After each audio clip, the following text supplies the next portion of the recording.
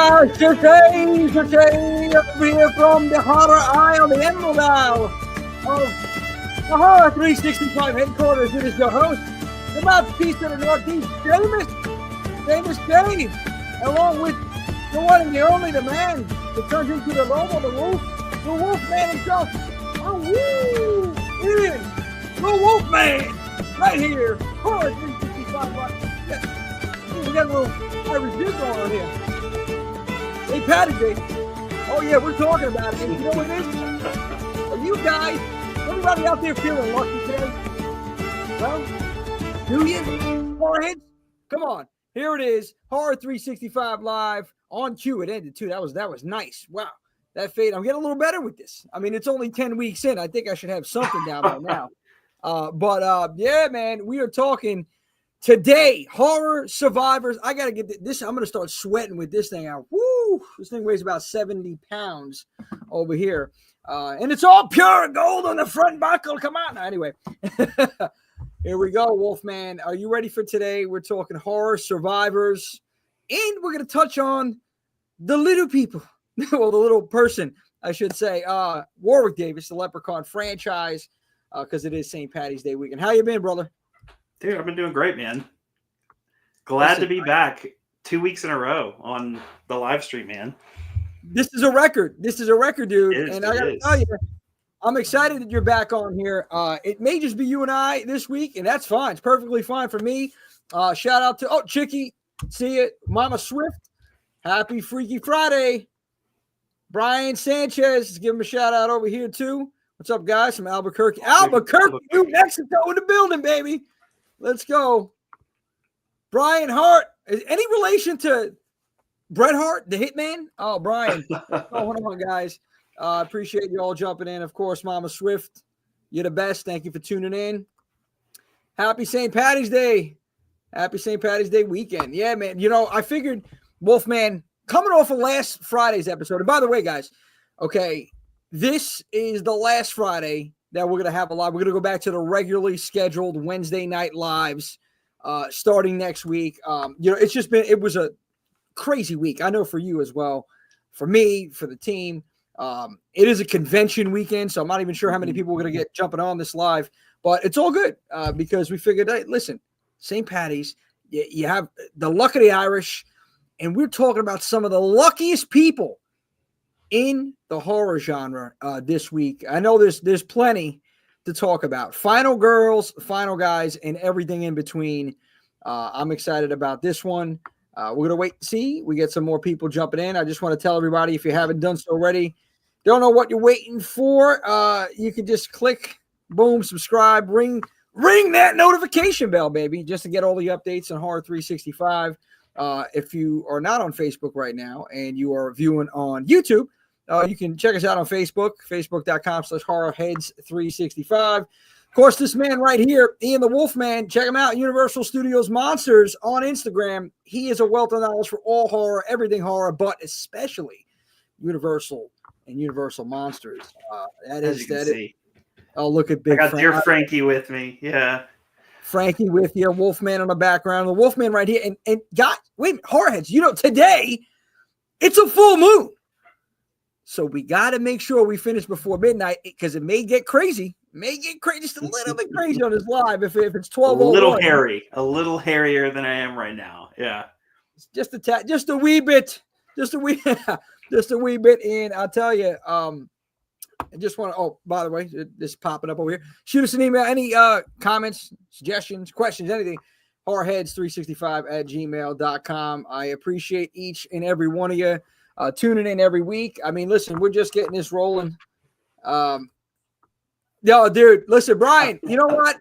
I'm excited because guess what? I got a post. Jesus, it's still there. Yeah. You know what it is? You got to be happy every day you get up in the morning, and you got to be excited because, you know, you got to live. You got to live. That's what life is meant for living. And very fitting because we have some real survivors, some people that lived in some of these crazy, in some of your favorite horror franchises of all time. So, Wolfman, I guess just to get things rolling, rocking and rolling over here, when you think of surviving, And I'm not talking Eye of the Tiger. I'm not talking, Destiny's Child. I'm talking surviving in horror films. Who is the first person, man or woman, that comes to mind? Sheesh. First person that has to pop in my head is Jamie Lee, Halloween, Laurie Strode. That's the classic for me, at least. Yeah, there you go. Look, you got it all ready. I'm impressed. A little bit. Yeah, there's really no transition because we're live. It's hard to kind of transition here, but continue. Laurie Strode. Yeah, I think my foundation was Universal Monsters, and by the time I was in middle school, I was really broadening my horror horizons. I was terrified of everything horror related as a kid, outside of the Universal Monsters. So that fear turned to fascination, even while I was still afraid of that stuff. So yeah, she's the ultimate survivor. So I don't know. I was probably 5th, 6th grade when I really started watching the the slashers. I don't think Halloween was the first. I think my first was probably Friday the 13th, like the original. Okay. Which we'll get to. But I fell in love with Halloween when I finally saw it. And it's just Laurie Strode fights. And every single film she's in, she fights and fights and fights. And outside of Resurrection, she always comes out on top. We don't need to talk Resurrection. Let's not resurrect Resurrection. Man, it's I can't think of anyone that personifies the survivor trope more than Laurie Strode. I got to tell you, that's one of the people that come to my show to TV real quick here. From your next is probably the best. Okay, horror movie survivor. Yeah, it's a bold statement, but I got to say, there's so many different final girls, final guys, survivors in general. Shout out to Shutter TV, by the way. Thank you for jumping on, chiming in, jumping on here. The Hitman Brian Hart. I got to tell you, like thinking about Laurie Strode, right? You said she fights and everything, right? Other than Resurrection. I liked Laurie 2018. I like Laurie because you know what? Listen, in the original, she's terrified. What's terrified? Sure. She's like, oh my God, this is somebody's dog. Hey, look, just look at her face. It's like, is he there? Is he over here? She has a knife there, right? Yeah. And she's the keys. Yeah. Yeah. And she's like her tone, and she's a nervous wreck. And think about it. Somebody's stalking you like that, right? Somebody with a white mask. You don't even know who this guy is. You're trying to babysit. This guy's, out there. He's coming for you. So obviously legitimate. She's scared. But you fast forward 2018. Now look at her right here. Okay. Mm-hmm. She looks scared, right? Boom. But she's ready. She's ready right there. Yep. And that's what happens. Yep. Like, that I love that whole storyline, how they had it. Like, obviously they took out everything after the original for 2018 because that's a different timeline. But you see the results of that PTSD, and you see she's dedicated her entire life to fighting back, to getting revenge on her stalker, on this guy. She wants to get him once for sure. She wants to kill him. That's it. She's it's kill or be killed. So that she's in that survival mode. And that's why I could say, like, Laurie Strode 2018, later on in Halloween, that is the survivor. That's the final woman, the final girl that I like the most. Is that Laurie. And again, this is Fred. Okay. No wonder why. Big Freddie Machete over here. Okay, I see that. And you'll take it to the since I know it's you, go to hell, Fred. No. All good, brother. All good. Appreciate you jumping in, Fred. But yeah, I think about, so let's go to Halloween. So now Halloween, what was it? Was it just the music? A lot of people say it's the music that gets you hooked, or was it the storyline? What did it for you Halloween? I think it's a combination of all of it, but there's like a sacredness to the original Halloween. It feels like it embodies the feeling of Halloween Day. So you can imagine when you're watching it, the crispness in the air and the leaves crunching under your feet. Halloween was just such a magical time, especially as a kid. And John Carpenter captures all of that and spins it into this like original horror tale. And they're creating the tropes. That's the greatest thing about the 70s. 70s horror particularly was they're creating the tropes. And of course the 80s creates the tropes too, but the 70s like lays the groundwork.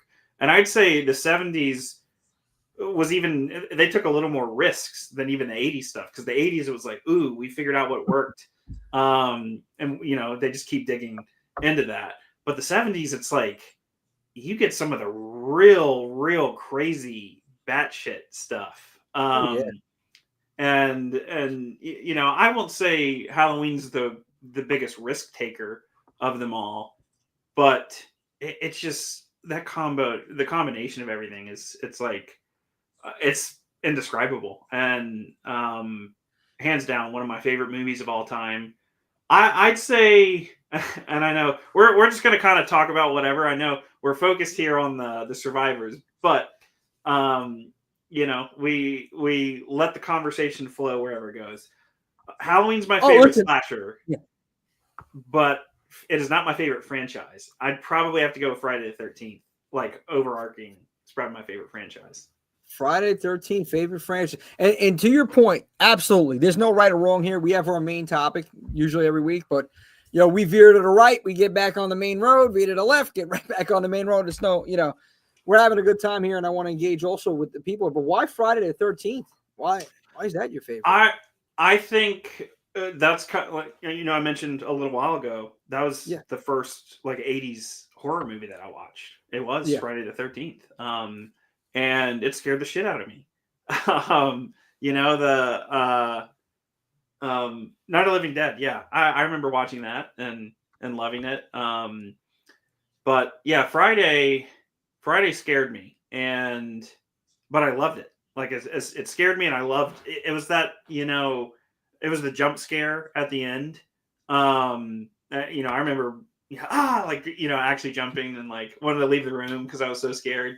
But it's like it's like a drug, it's that high that you get watching horror where you're like, gripping your seat and you're on the edge of your seat. And so, even though you're scared, it's like I'm an adrenaline junkie. So at least that's what it was for me as a teenager. Now, I'll go watch anything and everything in a theater, and nothing really makes me bat an eye anymore. But Friday, I think it's the continuing journey.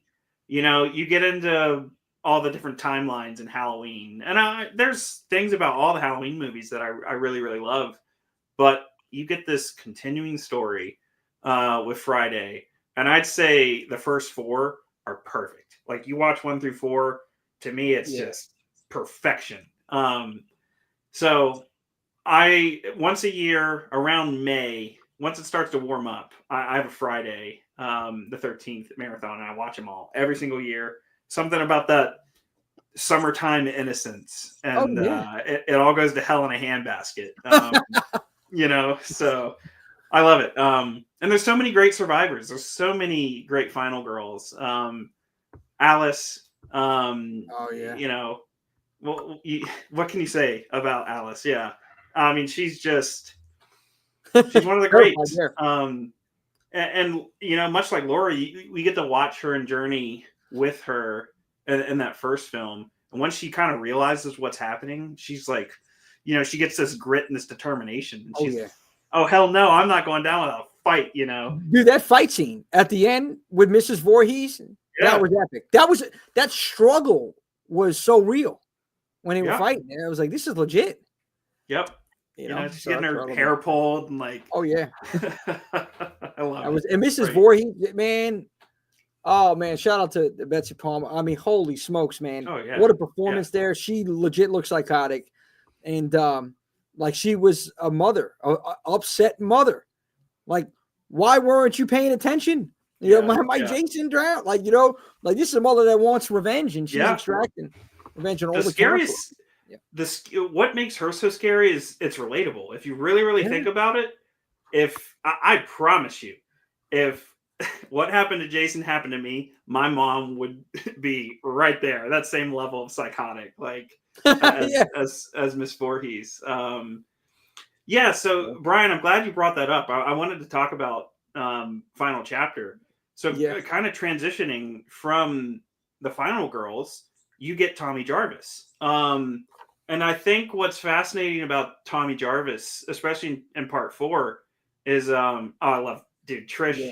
Trish, the goat. Yeah. He said, that's tough, Trish, man. That's debatable. You know, a lot of people are going to say, we'll get to that. I want you to finish your point, but we'll get to the final girls in the Friday franchise. Go ahead. I feel like what's so relatable about Tommy Jarvis, Corey Feldman, and chapter 4 is, you know, the final girl trope was such a thing, but now you get a boy, like a child. So I'm not saying final boy is like a teenager, young adult. No, he's literally a boy, and like you're still scared of everything when you're a kid. So that's what makes it so relatable. And you know, I was a kid watching these, and I was scared.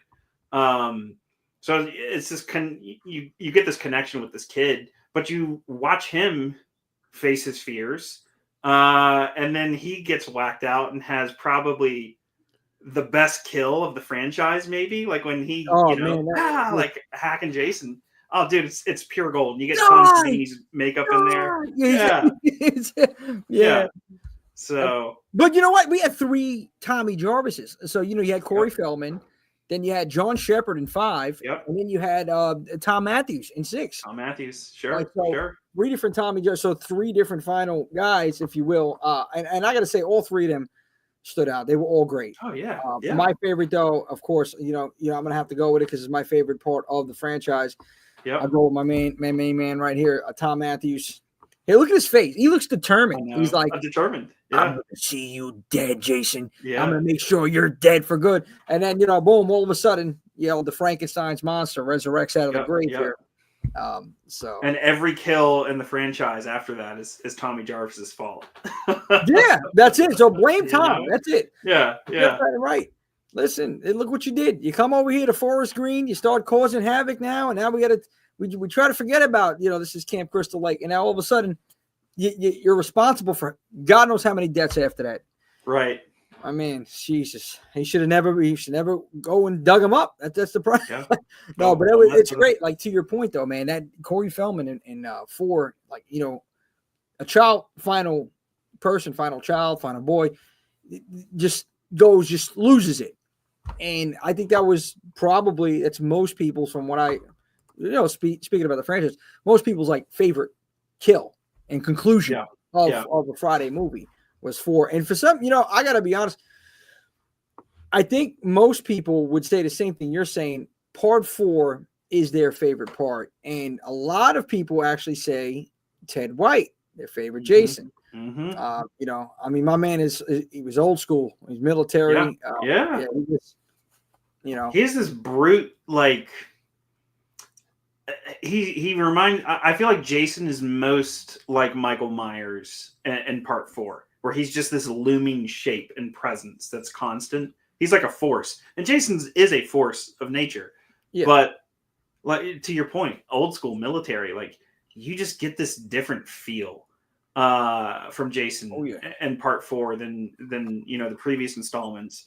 And I know he was old school, like you said, so he didn't love Corey Feldman. They said Corey Feldman could be bratty at times. So the scene where he like jumps through the window and like actually, you know, grabs Corey, Corey didn't know how it was going to happen. So he was legitimately terrified. And they said Ted White loved that. It was just like, got you back, you little bastard, you know. So great stuff. That is good stuff. On set, I heard he was a nuisance. They were saying, from what I read, Corey was, and you know, Ted White's like, all right, well, how about this? Yeah. You know, go read some of the comments real quick. Going back, Sure. Brian Hart, Halloween is one of the movies that pulled me into horror, along with Child's Play and A Nightmare on Elm Street, all classics.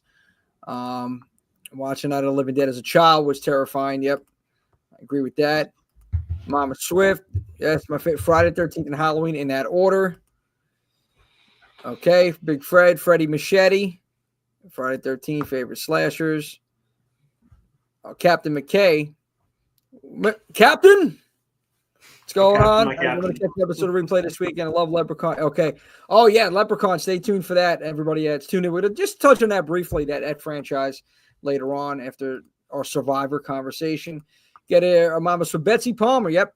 Absolutely incredible in that role. And same when he shaved his head. Yeah. What do we got? Oh, just when I thought, oh my goodness, Mama Swift. Could Jason X? Look, you just killed it. You killed it. I have to defend Jason X. I went quite some time without watching it, and I if you know what it is when you go into it, and it's something you kind of grew up with, it's aged well, I'll say. It's exactly what it was made to be. It's exactly what it was made to be, and that's why I can get into it. Of course, it's not one of the greats. It's not ever going to be heralded the greatest Friday the 13th film, but there's this charm to it because it's just so absurd. And the last time I watched it last year, I was just like, I had a ball with it. It's a popcorn movie, and it's kind of making fun of itself. Like, so if you go into it, under that lens and you don't take it serious like the rest of the franchise, I think anyone can have a lot of fun with Jason X. I guess you're right. Come on, Jimmy. Come on. I guess you're right. It's just one of those things I'm like, but sure. At that point, okay, it's the 10th installment of the franchise. So I guess you're right, because like, what else are they going to do? You know what? Yeah. He was on a boat. He went to Manhattan after he's done with the woods. I mean, shit, he went to hell. Let's take him to space. Why not? Yeah. It's like Leprechaun and went to space. Leprechaun 4. Right, my God. But you know what? It is what it is. It's subjective. I always said it. Entertainment, movies, subjective. You like what you like. All right. It's just not my cup of tea. But I want to talk about now, still on the Friday subject here, some of the final guys of this franchise. I think the one that stands out the most to me is Ginny. Oh, yeah. Okay. She is a badass. Absolutely. She got in the mind of Jason and took over and took control. So I have to say she is, I think, the greatest final girl guy of the franchise. Because of it. I have to agree. You agree or don't agree? No, I totally agree. I gotta give it to her. If she wasn't a psychiatrist or psychologist, after that's what she should have gone to do. Like the amount of time it took her to, all right, what am I going to do here? How do I get out of this situation? And she has to like psychoanalyze Jason Voorhees, and she just kind of picks up based on the urban legend of Jason and his mother. Like, and she just puts 2 and 2 together, and she's like, oh, put the sweater on. Like, it's genius. It's genius. Like, it's absurd. But it's so 100%. Genius, like I love it. And she's great. I got to meet her. I've met her quite a few times at conventions, and she loves her fans. And I've got a photo op where she, the picture you put up, like she, she does that, and you get to pose with her. And Amy Steele, correct? Amy Steele, yep. Yeah. No, far and away, she has to be the best of the best in the franchise. I mean, they're all awesome. I got to be honest. Like, even Pam from Part 5. Yeah. I met Marilyn Freeman. She's amazing. In person. Had a couple like good conversations with her. I'm still waiting to meet. I don't know if she's ever going to do a show, but I don't know. Megan. Okay, Jennifer Cook. Yep. Friday 13 Part 6. She, another one up there, man. I really loved her role. And what she did in that, Tina Law Park Lincoln is Tina in Part 7. Yes, Tina, Part 7. I love Part 7. Yeah. Part 7's leaves much to be desired, but she's awesome in that. I love it's just kind of something different. Like, oh, we have this character who's telekinetic. It's like Stephen King meets, it's like 80s coked out Stephen King meets Friday the 13th. And his protagonist is this telekinetic girl. But I will die on the hill. My all-time favorite Jason look is from part 7. Like, he just looks awesome. Like, the mask, like, I'll at least say maskless Jason in part 7. Yeah, that's true. Jason versus Carrie. That's exactly the point I was trying to make. But when his mask comes off, so great. And you go from the part 7 mask or face to part 8, and he's just like this goopy, like, looks like a melted wax head. And I'm just like, oh, come on, guys. How the hell did you downgrade so much from part 7 to part 8? I mean, he's weathered. His whole getup is weathered. He's been underwater for some time now. I mean, he was underwater from part 6 to part 7 for like, years and years. It's so funny. The Friday the 13th franchise moves a lot like, now I'm going to do some deep cuts here. Going to shake off my Universal Monsters knowledge. Friday the 13th timeline does not add up. Much in the way, if you go back to the 1940s Mummy series. So you get the Mummy's Hand. That's set in 1940. I think they mentioned the World War in that. World War II. You jump to the first sequel is the Mummy's Tomb, and they jump 25 years or 35 years, I think. And they mention World War II. It's great. So you jump, I think it's a few years after that in the Mummy's Ghost, and then they jump another 25 years in the final one, which is the Mummy's Curse. So someone like analyzed all the time. And it should, like, the Mummy's Curse should be set in 1997, and it came out in 1944. So once you start like really tearing apart the timeline for Friday the 13th, same thing. Like, it can't add up because you got, let's just say Jason from part 2 to part 4 is like 1980, 1981. Because that all happens in the span of like a few days. Well, then you have Tom Matthews in part 6, who's grown up. So how much time has passed? 15 years at least. So you'd be in the 90s or close to 2000 by that one. And then he's in, at the end of part 6, he's underwater for God only knows how long. So, if once you start to analyze all of it, you just, you can't do it that way. But I love that. You just think about it and you're like, oh, this timeline, they'd be like so far into the future, it's not even funny. But that's why Jason X works. I mean, this is all getting back to Jason X, I guess. Because by that time, it's got to be the year 3000. That's right. Where the timeline was going. So I agree with that. And very good comparison there with the Mummy franchise. Talking about going back to Halloween, another person that we didn't even mention, Jamie Lloyd. Danielle Harris, another one, a child, final child, if you will, in that one. And I enjoyed her performance in 5 more than I did in 4.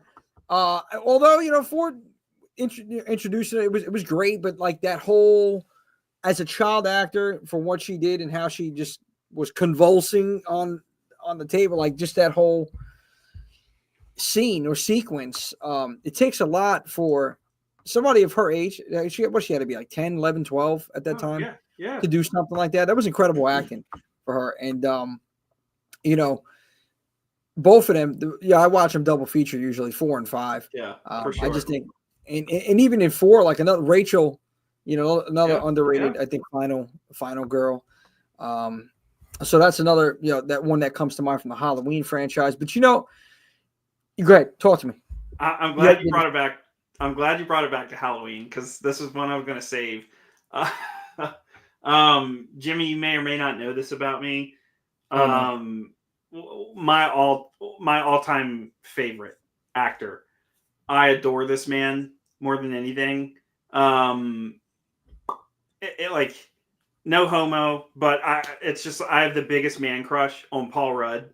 So we got to talk about part 6, Curse of Michael Myers. Curse. Okay. Yeah. So one of the things that people dislike about part 6 is they recast Jamie. They age her up some.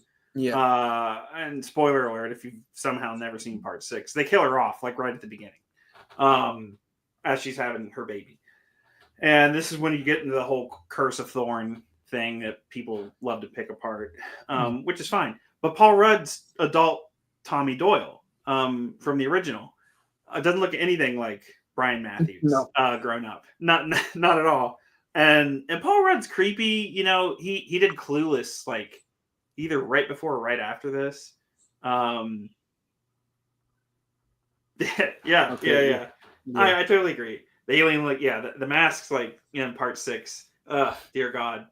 I'm sorry, part 5. Part 6 is not that bad. I will say the mask and part 6 is not that bad. Paul Rudd is creepy. Yeah. Like, he looks like a legit like stalker, serial killer. Like, who wouldn't be creepy if you had Michael Myers, come after you when you were 6 years old or however old he was in 1978.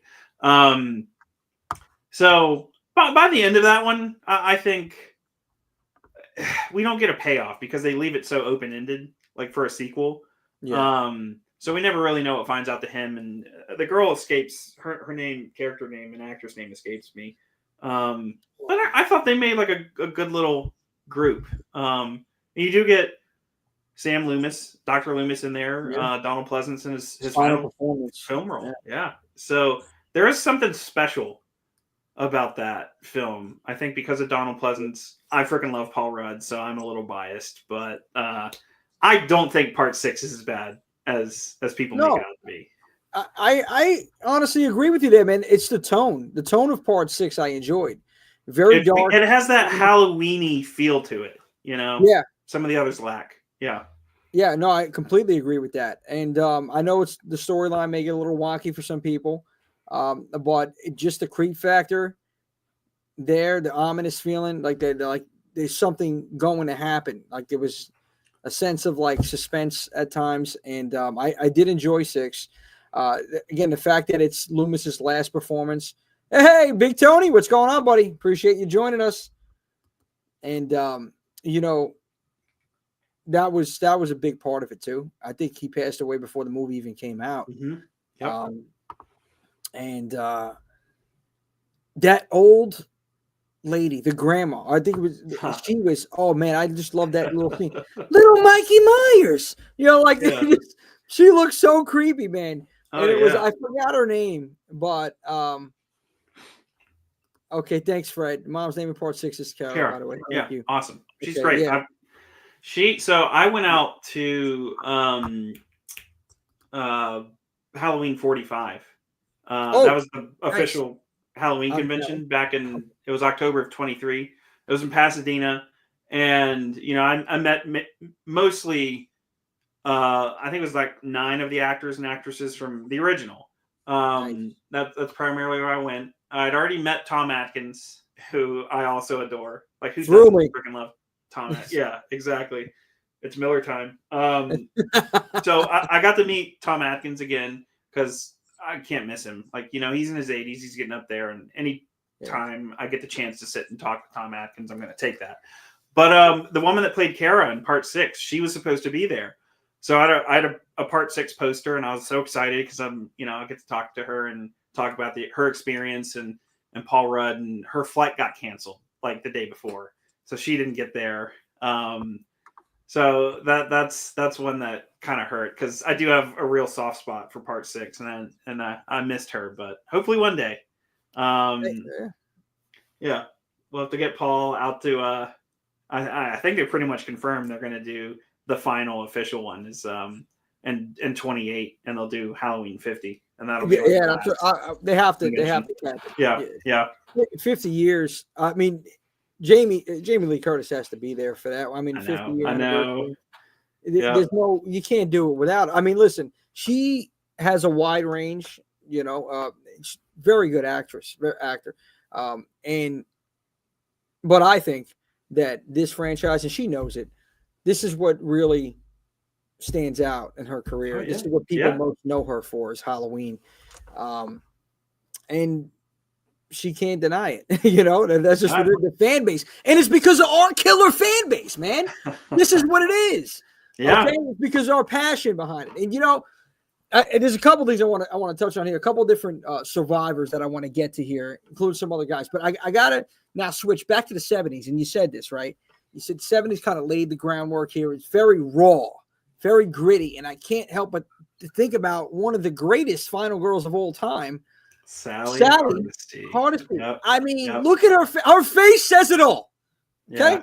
She's like, dear God, I'm going to die. Listen. Yeah. This woman, legit scared, terrified. I mean, whether it was good acting or whether it was just real from the stories I heard behind the scenes and the smell of Gunnar Hansen, because he did not bathe for days in the hot sun and did not shower. So, I don't know what it was that was just her face, but again, this is one of the greatest final girls of all time. That iconic scene at the end where she got away. She's like, oh yeah, like that in the back of the pickup truck, laugh, cry, whatever it is. Yeah. You didn't know what was like, I'm just happy to get away. Like, I got it. Yeah. Like she was just mixed emotions all around. Yeah. Sold the hell out of it. Again, 70s, gritty, raw. That is what you got. And they kind of fine-tuned things in the 80s. But people just, that's a decade that people don't talk enough about is the 70s. 70s. Agreed. Yeah. 70s. And I'm trying to think of like the heavy hitters. I mean, Jaws was obviously, I had a long conversation with some friends of mine. And to me, Rosemary's Baby, 1968, I feel like that's where we get that first initial step into the modern era. Yeah. That was kind of like the baton passing. So then you get into the 70s, like 72, you get Last House on the Left, which I don't even know if, I mean, it is a horror movie, but that's more of just like a shock film. 73, you get The Exorcist, which is like blow the door, blow the doors out of the house. 74, you get Texas Chainsaw. 75, you get Jaws. You keep like up in the ante in certain ways, like in the 70s. The Omen is in 76. Yep. 77, Hills Have Eyes. 78, we finally get the Halloween. Yeah. So, and there's way more. Like, there's deep cuts in the 70s, and there's some stuff from the 70s that'll just like make your jaw drop, and you're like, how the hell did they get away with this? They got away with more stuff in the 70s than they did the 80s, I think. I'm sure censors got more picky in the 80s. So that's something we'll have to do a legit live one. We'll have to really pick apart the 70s, Jimmy. And there's so many movies, like you said, you named some of the big ones, but there's so many other ones that people don't talk enough about. Tourist Trap was 79. Trap. You talk about an awesome movie. Yeah. Yeah. Wow. The Food of the Gods. Wow. Yeah, that's good with Mama Swift. Deranged. Tossing out Black Christmas. Thank you, God, for bringing up Black Christmas. Yeah. That movie gets under your skin, and I can't think of any other movie in the 70s that gets under your skin the way it does. It's so slimy and invasive, and like you're just screwed. Like, I can't think of anything else. And freaking Bob Clark, who'd go on to direct A Christmas Story. He did the two greatest Christmas movies of all time. Like, and one's this sleaze fest, and the other's like the greatest feel good outside of it's total life, obviously. Yeah. But, it's total opposite. It's amazing.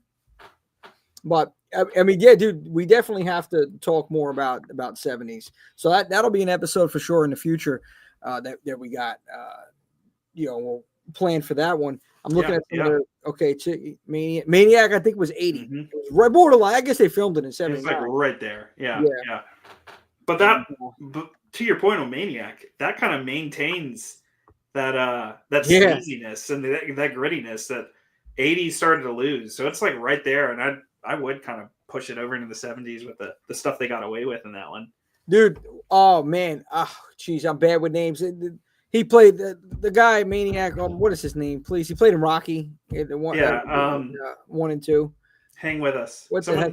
Cue up the Jeopardy music. Yeah, that guy he just looks sick. He just looks psychotic. Jesus, what was the name?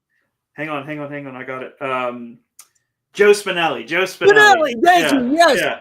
Joe Spinelli. And he was the nicest person you'd ever meet, but he had that look where it was just like, he was nuts, dude. Yeah. He was not. Yeah, no, he's good thing you queued it up. I was looking here. There's some hold on 1 second. We got there's no so now we're talking, since we're going borderline here with 7980. There's another final girl that does not also get talked about enough, and she is legit went through hell and back. Oh yes, I'm so glad you brought her up. Just look at Wendy Torrance. That smile, you know what that says? That says, "Fake it till you make it." Yes, there's a lot of shit going on in my life, but I'm happy. I mean, just look. I can't even look at the ash on my cigarette. It's.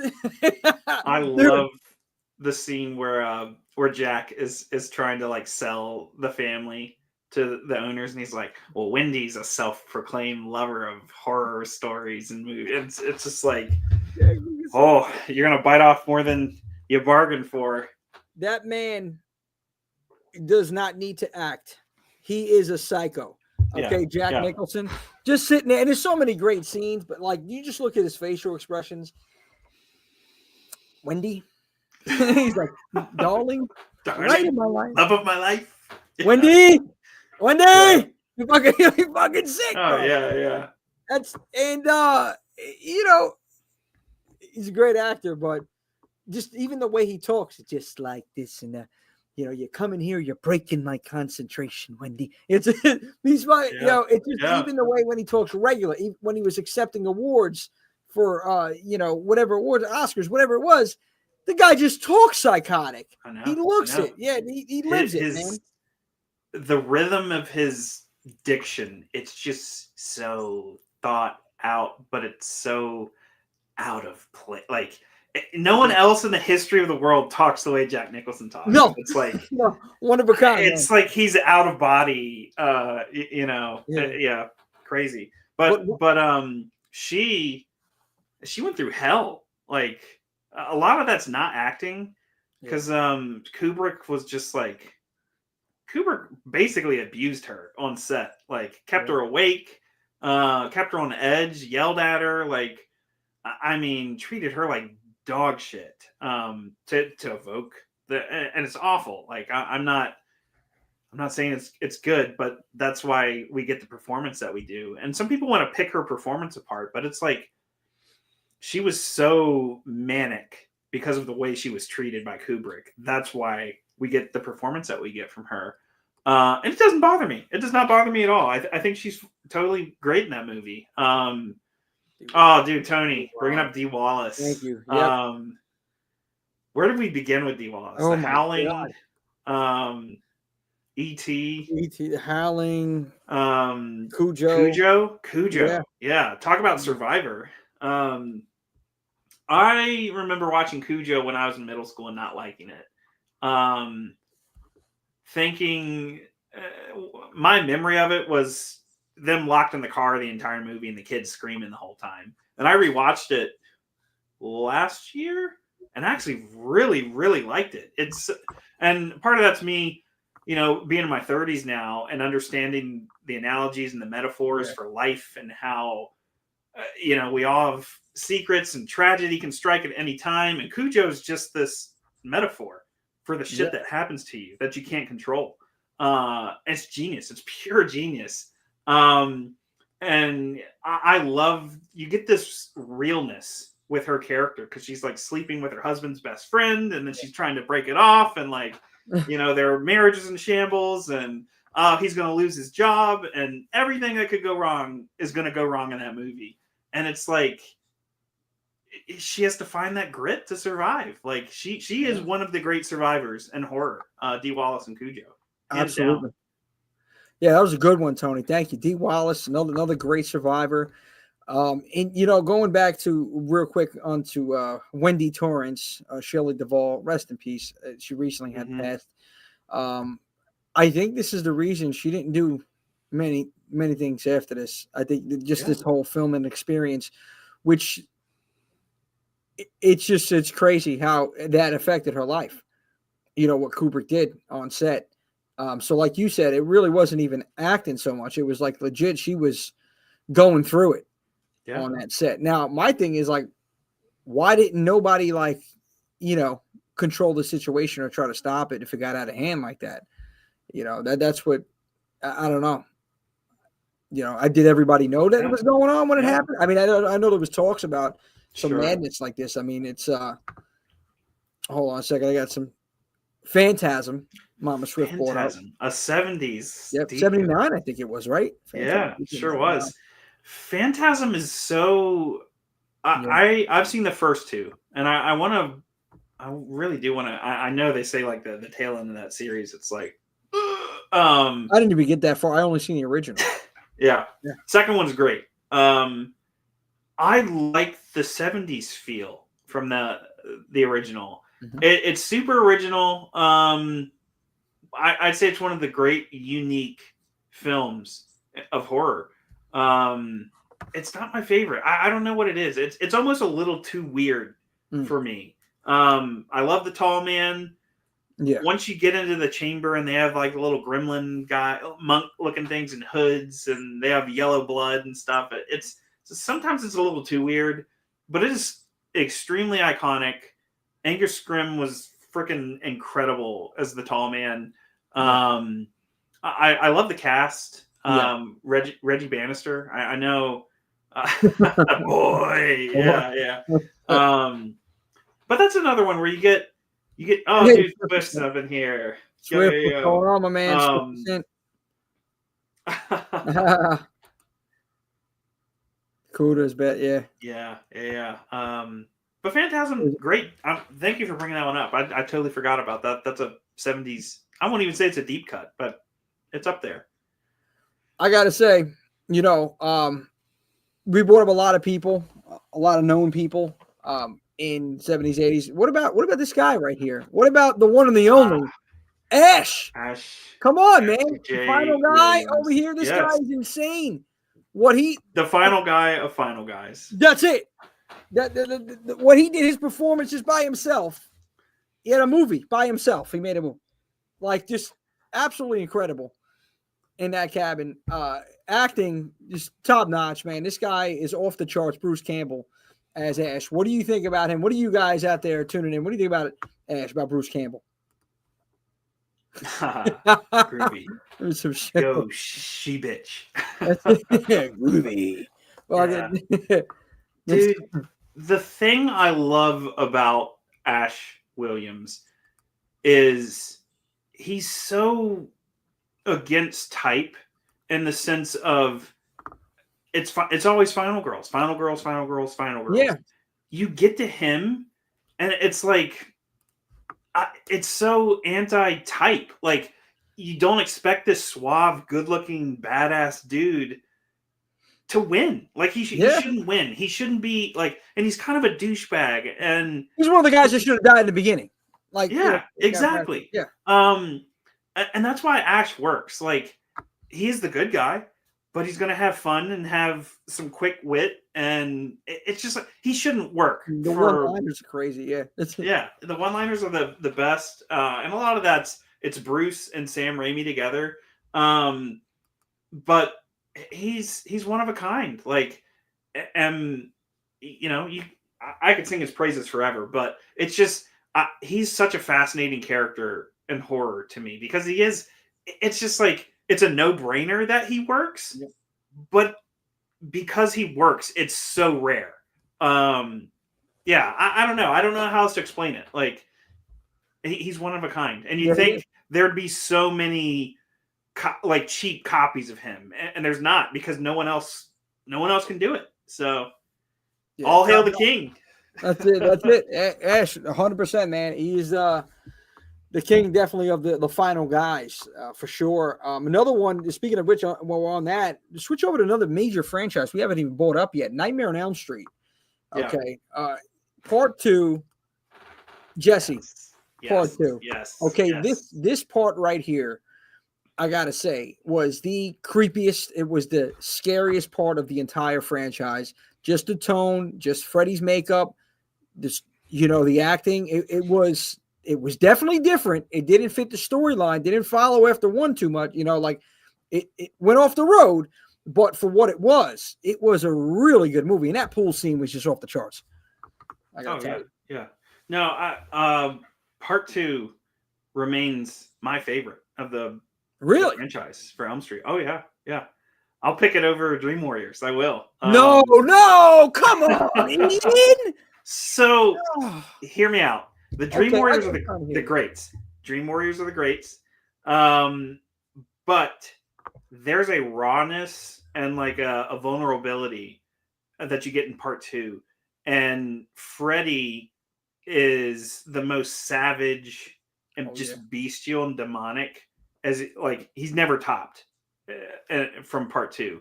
And the what's the name of the shoot? It's the guy that plays Jesse. Yeah. They did the whole documentary about him. I've seen that documentary too. Was it Scream Queen? I met him at a convention. I had a good conversation with him. Yeah. And right. He's a gay man in real life, and he was dealing with all the AIDS stuff from the 80s, and so that movie has turned into it's turning like a gay icon movie for horror. And when I was a kid watching it, I never thought to look at it in that light. But it's it's a great entry, and I think it's one of those movies where you can look at it under that lens, but you don't have to. And I think it's such a unique take. Mark Patton, and you get Kim Myers in there. Oh yeah, Kim Myers. So it's just such. I mean, you get the one where the scene where he's crawling up out, and you get his eyeball looking at him through the mountain. There's so many the pool scene for sure. Yeah, the pool scene for sure is you're all my children now. Yep, you're all my children now. The fire. I mean, he's just slashing people, and that movie's. It's just. I think it can work for anybody, no matter your lifestyle, your religion, your sexuality, whatever you identify as.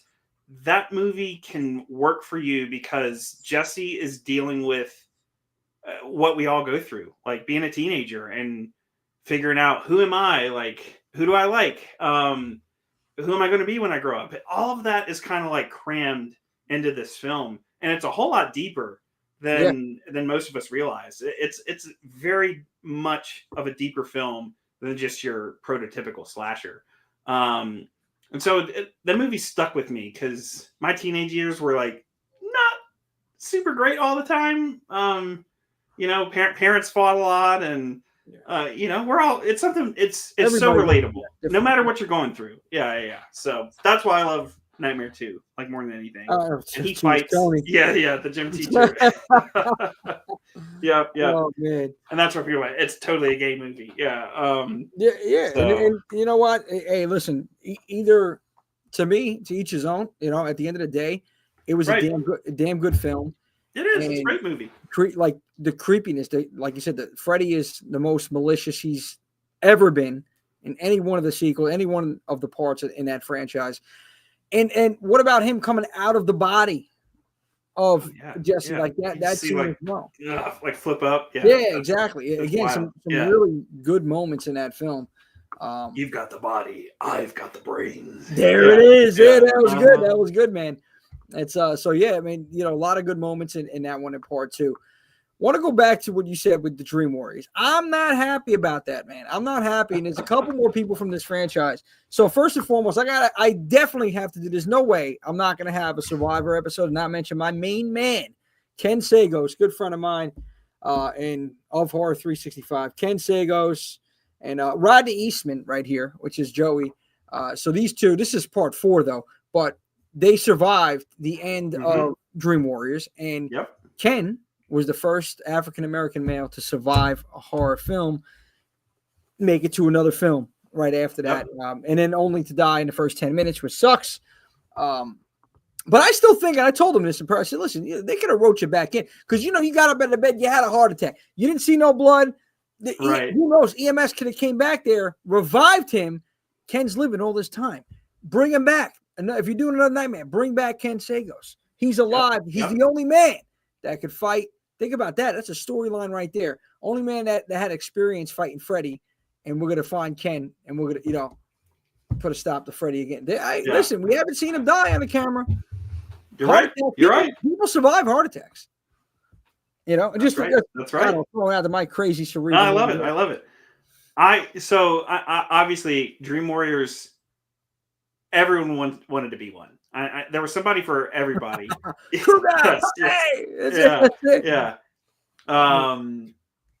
There was a character, a Dream Warrior that everyone could identify with. There was, the Wizard Master. The Wizard Master and the punk chick, freaking Jennifer Rubin. Dear God, she was an angel in that movie. So she's an actress too. In that film, she's underrated. I'm sorry to cut you off, man.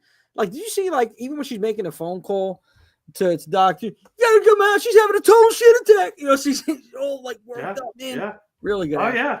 Really good. Bradley Gregg plays Philip Anderson, and he's the one that gets with the puppet, the puppet, which is arguably one of the best kills in the whole franchise.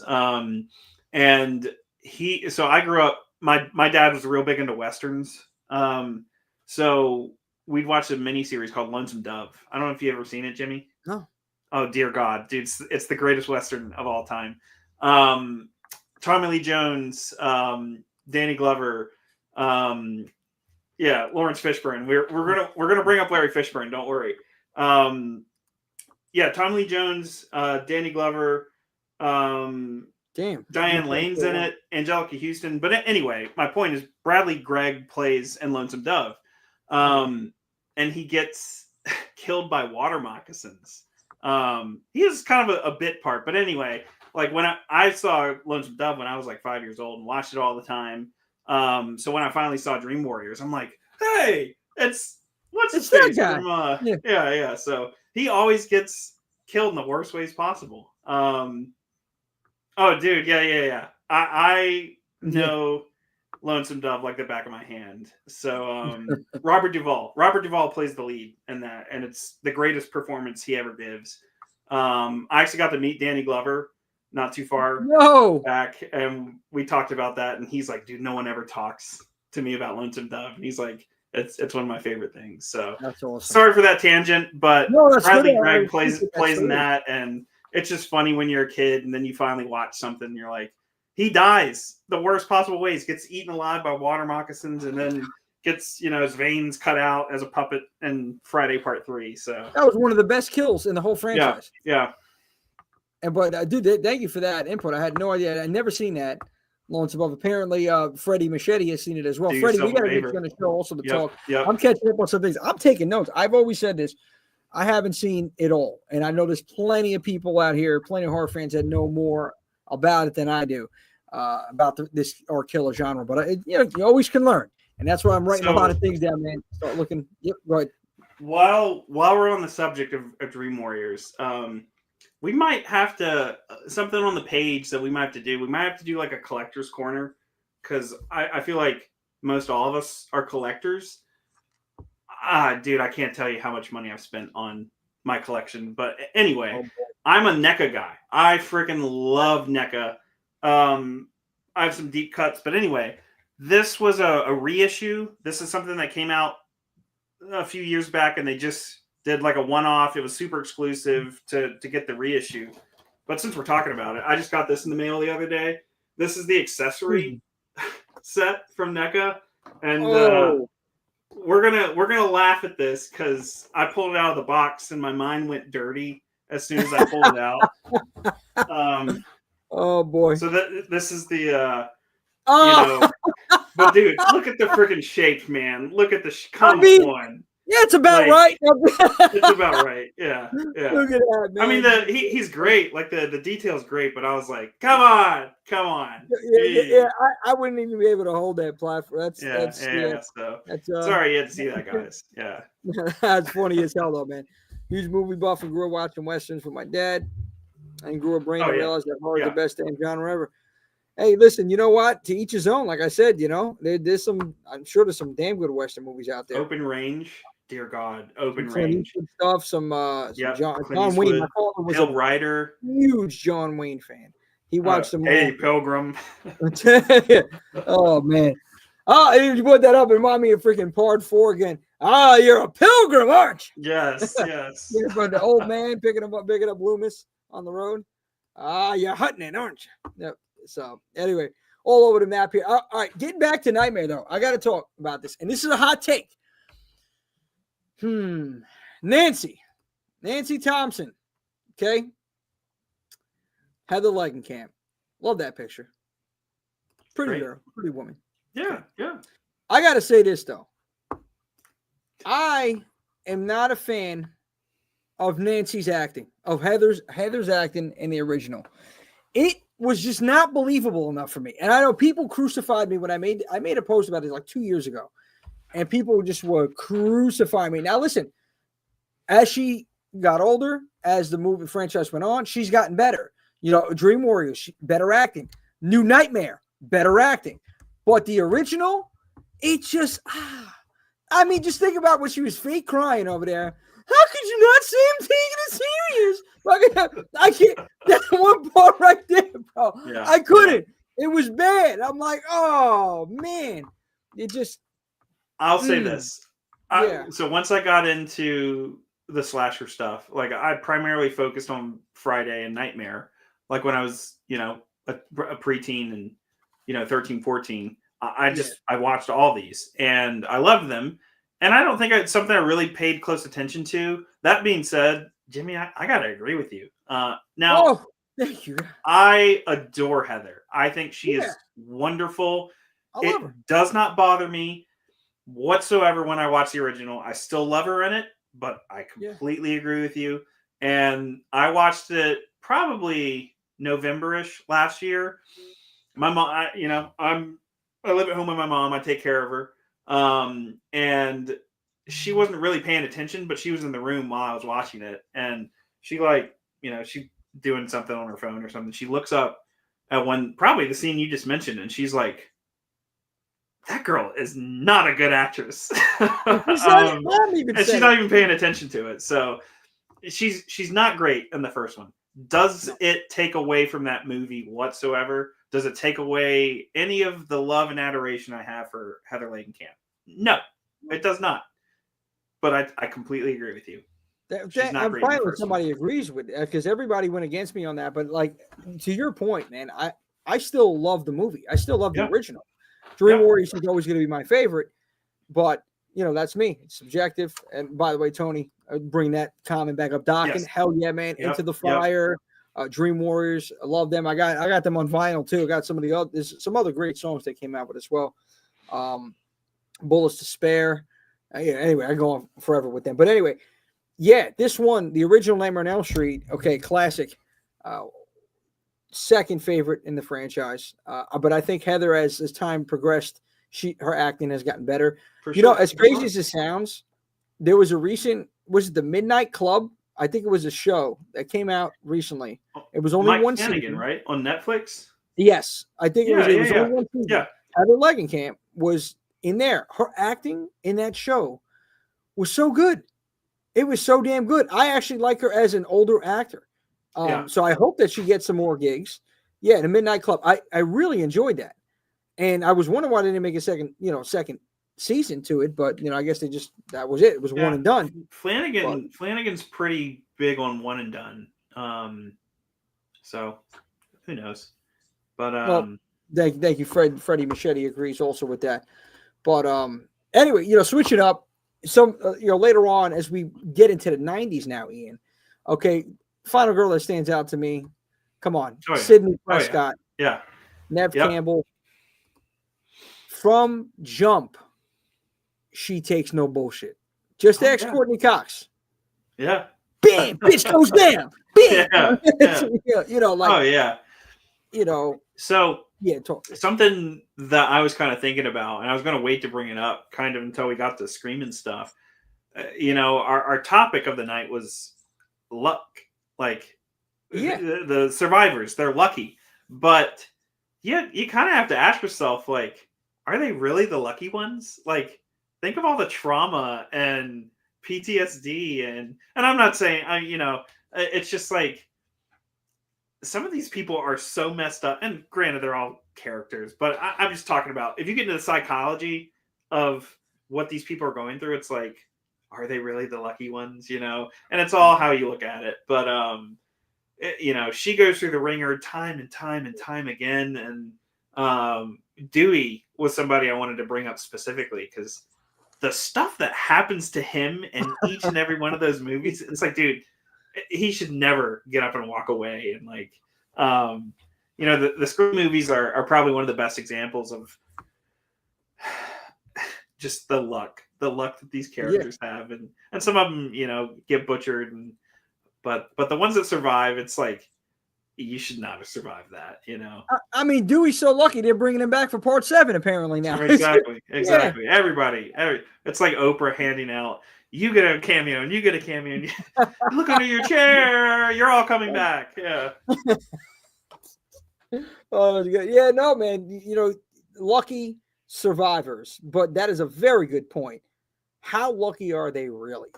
After all the trauma they've been through, mental trauma, and going back to Jamie Lee Curtis and Halloween, you know, so many different timelines. But no matter the timeline, she's dealt with just a shit ton of trauma. Okay, and you know, it turned her into a monster. Yep. You know, but because not really a monster, but just like, you know, somebody that has to. She's hardcore now. Like she's built a wall. She's desensitized. She is ready to kill, for lack of a better term or word. That's it. I think one of the prettiest pictures we get of survivors and the luck is the Saw, especially the later Saw franchises. And I'm not crazy about that franchise. I think the original, the first James Wan, Lee Wan-el, masterpiece film. Yeah. When I was a teenager, I thought the Saw movies were a whole lot of fun. But there is the scene where they have the survivor group. You know, someone's missing an arm, or someone might be missing a leg, and someone's missing an eye, whatever, just from the various traps. But so many of them say, I'm so thankful for him and what he did to me. He gave me a new perspective on life. And, you know, I took it all for granted. Amanda Young. Yeah. I was taking my life for granted, and I was treating people so terribly, and I put myself first and screw everyone else. And so the true Jigsaw survivors, they have this new outlook on life, which is kind of interesting. So, you know, and in the same regard, for any other franchise, the people that survive, you really are the lucky ones. So if you can either deal with you got to deal with your trauma, and that's fine. But if you can come out on top of that, like, you really are lucky. And I think anyone would have a different outlook on life, being a survivor in that way, you know? And I like what you brought up in the Saw franchise. Get a swig of that water. I like what you brought up in the Saw franchise, because I look at Jigsaw. Tobin Bell, he identifies as the justice system. Okay, righting the wrongs. That's what he does, and he's making people see things in a whole other light. Okay, well, this is what you did. Well, here's the consequences. You know, like, I love how he just executes whatever he does to these people, like how he delivers a message to them in the most brutal way possible. It's like Old Testament. It's eye for an eye, tooth for a tooth. Like, exactly. Code of. Oh, gosh, Jimmy, going deep with your history. I love it. You know, I think a part 4, like, you got the guy that's like addicted to and I'm not trying to go down this rabbit hole. This was the character, but he was addicted to child pornography, and he had to cut out his own eyes. Like, this is me. Like, there's this. He's trying to purify these people in a sense. Yeah. Like, this is the thing that is holding you back from being the best version of yourself. This is what is causing you to sin, for lack of a better term. And I'm going to give you the opportunity to purge yourself, cut the hand off, cut literally, to keep you from doing the evil that you're doing to other people. And it's this fascinating question of like, he's kind of right, and like, of course, I'm not condoning anything this fake character does. Like, it's awful. But when you get to the psychosis, the psychology of all of it, it is kind of fascinating to think about. And these people, the ones that survive, they all agree, like, I have a totally different outlook on life. So yeah, crazy stuff to think about. Do you think that this system should exist in the world today? Like, for some of these crazy people out here, these killers out. I mean, I think there should be something. It sounds wild, I think, but like for extreme cases, depending. Like, well, I don't believe in the death sentence, but this is what I believe in right here. We could do this, and make people realize their wrongs. Because honestly, somebody living through whatever it is that now they're, that this guy or the government or the system, whatever, is putting them through, like you said, they have a different outlook on life. And a lot of times, listen, let's be honest here. People don't change unless they deal with some traumatic situations. It's hard for people to see what they're doing sometimes when, like, they continue to do it and there's no consequences. But when consequences present itself and people go through certain situations that they're not experienced with, they look at what they're doing. They actually realize what they're doing. And, I just feel like sometimes there needs to be, there's certain boundaries you can't cross. There needs to be some sort of justice system out here. And people need to be held accountable for their actions. That's all I'm saying. But, I know it sounds morbid of me, but some people are like, Jimmy's wild, man. This guy said, put him in a chair, call his arm, take out his eye. Listen, I'll tell you right now, some people deserve it. But anyway, yeah, I get what you're saying. But, you go down this, and I'm not disagreeing with you whatsoever, but you do get the instances, and I can't think of the quote. I felt like it was a Hannibal quote. Something to the effect of like, you just have to accept the fact that there's no fixing me. I'm just pure evil. Like, I am, and there's people out there that you cannot fix it. Whatever. They're just a force of evil. What do you do with that? Yeah. Here we are getting deep, Jimmy. I love it. Yeah, no, it's great, man. Because, like, I mean, think about it. Like, somebody does something that's frowned upon by everyone. They're like, all right, here's an example. You see this whole Epstein thing, the island. And I'm not trying to get into all this wildness over here. Sure. Somebody like that. Somebody that touches children, okay? If that was my son or daughter, I'm taking it upon myself. Yeah, you can have a problem. But, like, what do you do with these people now? What do you? All right, so you want to do this? Let's tie it. Do you break their hands? Do you chop their hands off? Do you teach them a lesson? Now they have no hands.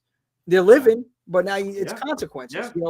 Like you said, kind of Code of Hammurabi style, but Old Testament style. But I think this is what we need to do for some people, in some cases.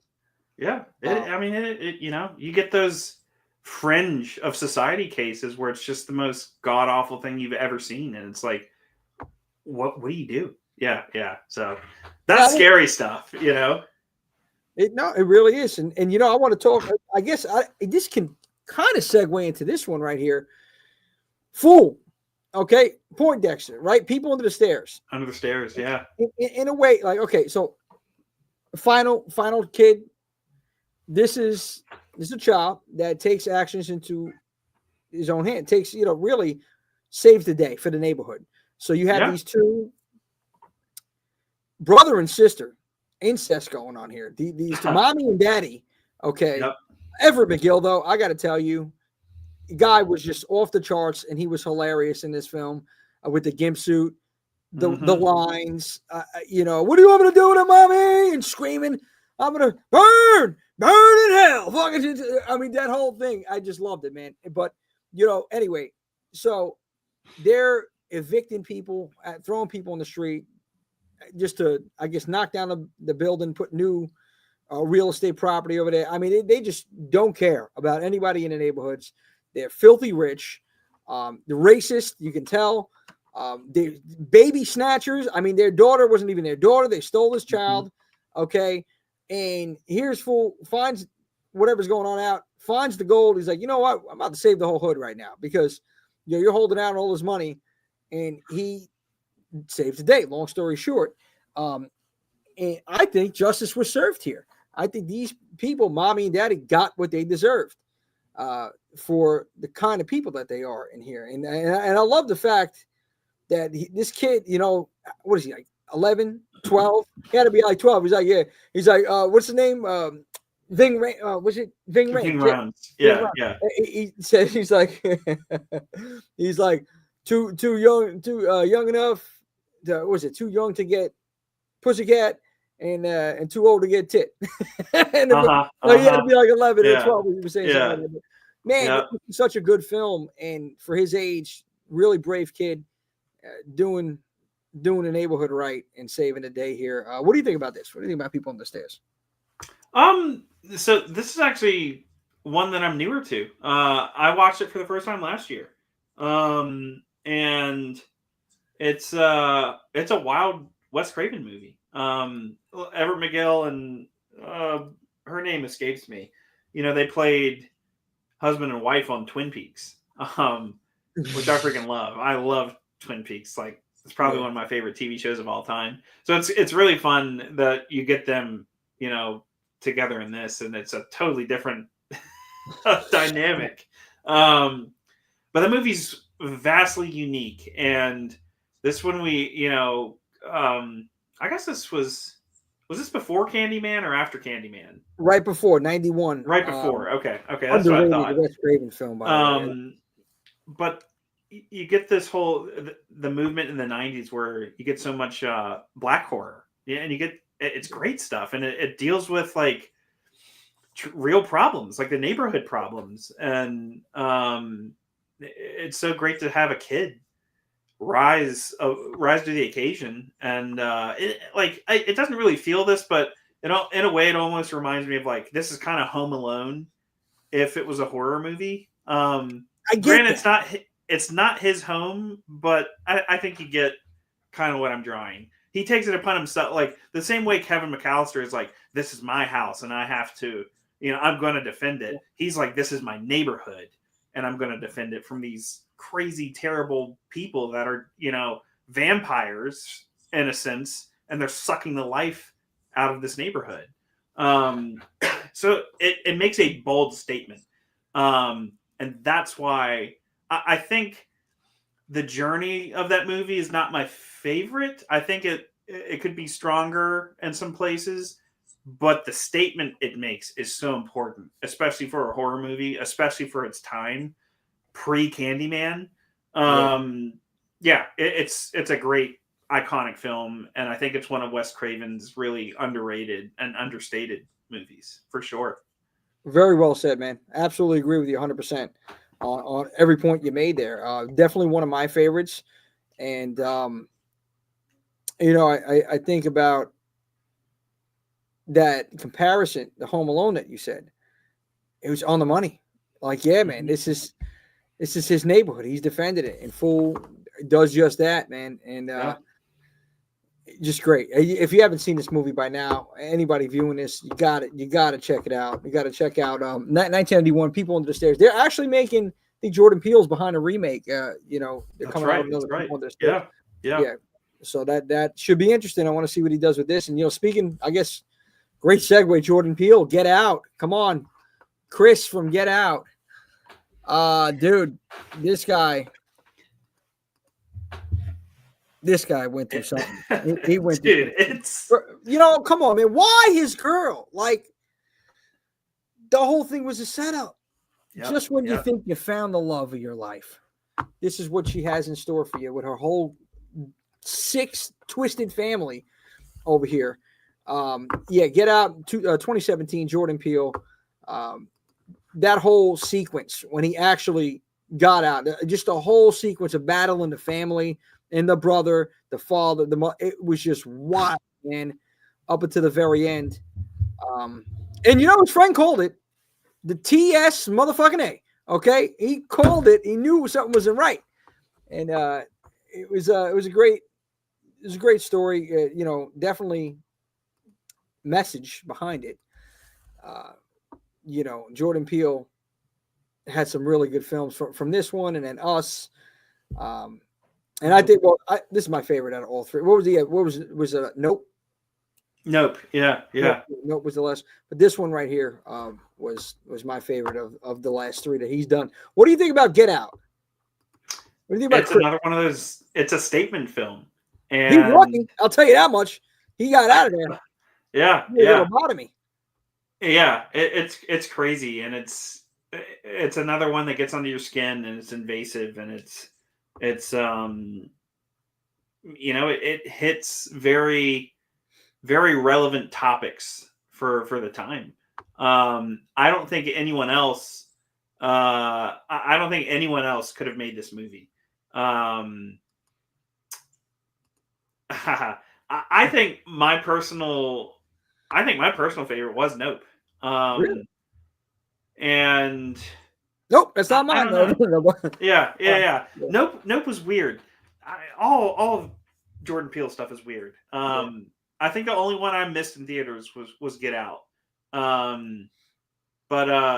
Nope. I think I loved the whole Stephen Ewan thing with when he was the child actor and the monkey thing. Like, dude, it was crazy. So Jordan Peele takes risks. I'd say probably more so than pretty much any other modern horror director. Like he just comes up with these Twilight Zone level, which granted he did, that reboot of Twilight Zone, but he comes up with these Twilight Zone level, stories, and it's like it's society looking into a mirror and really picking apart the dark parts, like the parts that really I need to work on this, and that's what Jordan Peele is really, really good at, and that's something that Nope, Get Out, like really, really digs deep into, because there are people out there like that, which is a terrifying thought. Yeah. So it's something that I feel like you and I we can't properly speak on, being white males, and so it's something I don't really even want to attempt to go down. But if I can try to put myself in those people, like, dude, Get Out has to be one of the most terrifying things that could have ever happened to anybody. So yeah. No, I'm glad you brought it up, because that movie is, it's like, it just makes you squirm, man. Yeah, no, I mean, dude, it and I know Big Freddy's talking about Nope. Yep. So dude, that movie, thinking about it, they're all bidding. You have a whole auction here, like a bid. What? Like, but there's a lot more too. But talk about luck in this, man. The way he got out and how he got out, Chris is lucky, man. They thought they had the perfect setup, but he made it out. And again, another one of those, just one of the greatest, my opinion, modern final guys, in the last 10 years or so, like that, 10, 20 years, all time. I'm gonna say up there, definitely in the top 10 for the guys. And going back, I wanted to switch back though. I was thinking about this when you said in the 90s, and the trauma that somebody goes through. Are they really lucky, right? I know we talked about that previously. There's one person that we forgot, and it's Andy. Yeah. It's Andy Barkley. Okay, playtime's over, Andy. Okay, damn, that's good, Jimmy. And it's like, we're gonna play a game, sport. Hide the soul, and guess what, Ian? You're it. I can't even do that. You've been very naughty, Mrs. Kettle. No, okay. No, that Brad Dourif, man, that voice is iconic. I try to do it justice, not quite there yet, but you think of Andy Barclay. This is a kid. All he wanted was a good guy doll. That's it. He didn't want somebody that was a serial killer inside of the doll, okay? Like, no, we don't want Charles Lee Ray. We wanted a good guy. We wanted a Chucky doll. And it turns out to be more than what he wanted. And we find out, obviously, in the original, the doll's alive. Nobody believes him. Boom. Comes to life. Mother kills him, burns him alive. You think that's the end of him, right? He gets sent to an orphanage or a foster, right? Foster kid in part 2. Now this kid is like, well, I'm good. I'm with this new family. They bring the doll back. Somehow, it's the same goddamn doll that comes and finds him. And, of course, it is. And we're on this wild chase again in part 2. And then we get introduced to Kyle, which was Christina Elise, and the second one. The second one's my favorite. And then, the whole toy store scene. Now, you fast forward a little bit here, right? Because we got a different Andy in part 3. Want to talk about the trauma. Did you see the last one that they had dropped? I believe it was the cult, not the curse. It was the cult of Chuck. Yeah, cult. Okay. Yeah. Here he is. The man is just trying to have a life. He's going on a date, and he's just trying to be honest. Like, yeah, this is what happened. And he's just he's out of his mind, insane. Can't get a woman, goes home, still torturing this Chucky head. This whatever's left of the doll. This is all he has. This is his life. This doll. A grown man. He can't even have a family because of this trauma. So, yeah. Is he really lucky? I don't think so. Right. Exactly. Yeah. I don't think so. I had to bring that up here. Let's see. We got some comments over. Yeah, it's yeah. Mama Swift. Yeah, I've been thinking about it. This guy. This is what he has. A damn doll. And the second one. Yeah, second one was awesome. And the curse. Fred. Yeah, I actually super underrated. And Fiona Dourif in there. Oh man, love me some Fiona Dourif, and she was great in that film as well as the cult. Yeah. And that's another one that was again underrated. I mean, I like the later 2 and the first 2. Everything in between the third Bride Seed. Yeah, you can watch it here, and it's just not. It's not, What do you think? No, I totally agree. The Chucky stuff Chucky was probably what I was most scared of as like a really, really little kid. I just remember walking through my Blockbuster, seeing the movie posters. He scared me to death. Now finally, I think the first one I watched was Bride of Chucky, and it was probably not long after. I was watching Friday the 13th and Nightmare and stuff, and I was finally like, oh. This is what I was afraid of. Bride was a good for a scared kid. Bride was a first good one to watch because it kind of has some comedy in there. But no, to your point, I think far and away everyone would agree part 2 is probably the best.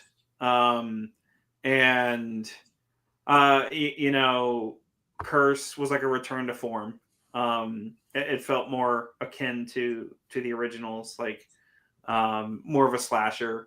Cult gets a little weird, try some things, but I think Cult's really good. And I haven't watched all the TV show, but I watched the first season, and it's pretty solid. Like you get all those deep cut characters come back in some regard. Andy and it's a wild franchise.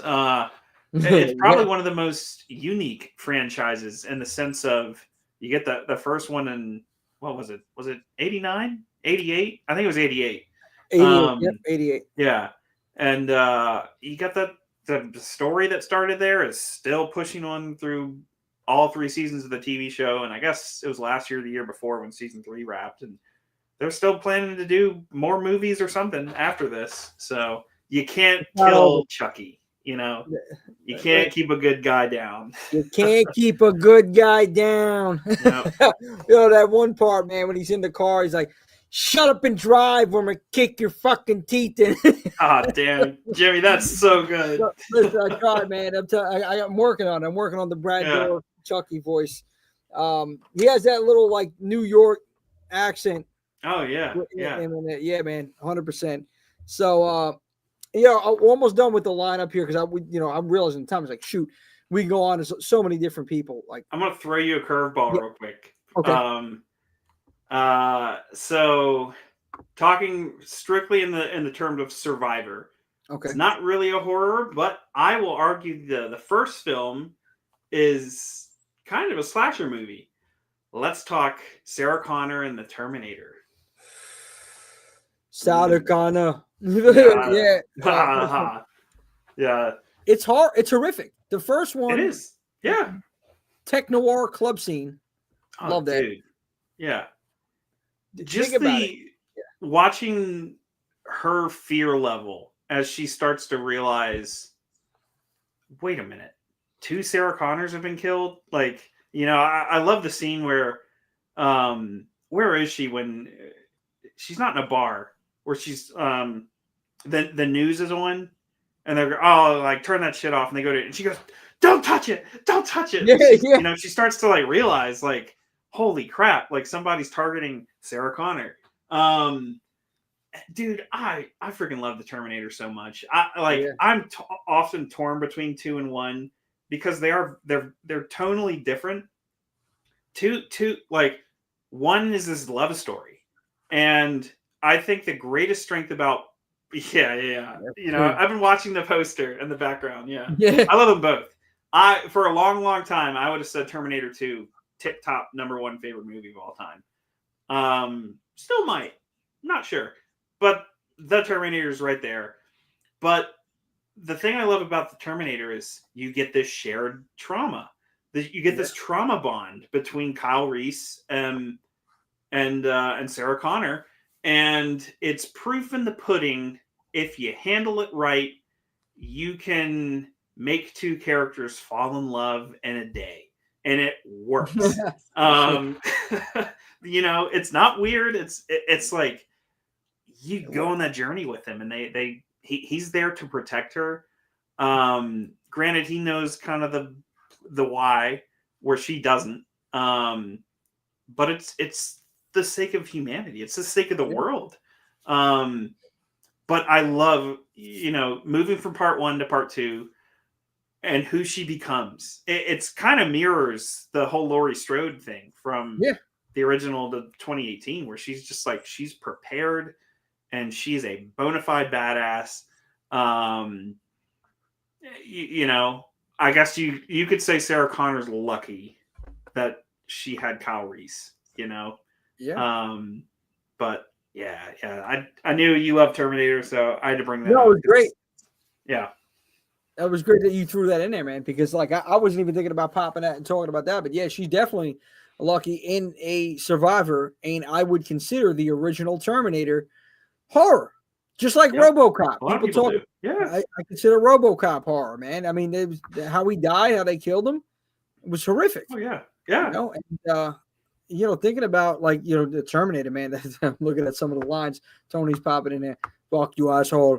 Just Arnold, man, at his, like, he sold the shit out of that, dude. Like, the whole robot. We need to see Predator versus. Yeah, that would be something, man. I mean, we got a lot of different films. Why not? Love RoboCop. Yeah, man. Yeah. I mean, it's the only guy that died and still had to work. It's unbelievable. Right. The man's dead. Just let him live.